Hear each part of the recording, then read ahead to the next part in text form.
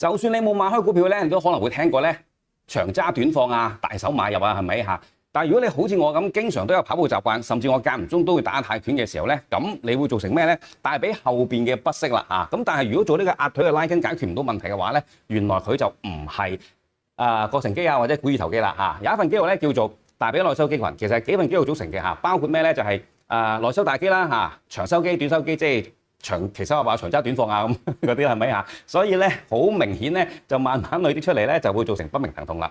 咁追尋翻嗰個位置喺邊度咧？咁樣原來尤其是係長收肌嚇，佢嘅起點咧就係喺呢個恥骨同埋坐骨之間，即係話你坐喺地下揞住地下嘅時候嗰點嘅位置啦嚇。咁點樣舒緩咧？咁樣嚇，而家咧用一個 foam roller 先嚇，我哋會做先按後拉兩樣嘢嘅 ，OK 嚇。先坐喺地下用風車腳嘅形式，跟住我哋利用呢個 roller 咧就係呢個角落頭呢一個位置嚇，幫自己做一個按壓放鬆嚇，將佢擺喺合適嘅地方啦。頭先講過啦，係咪？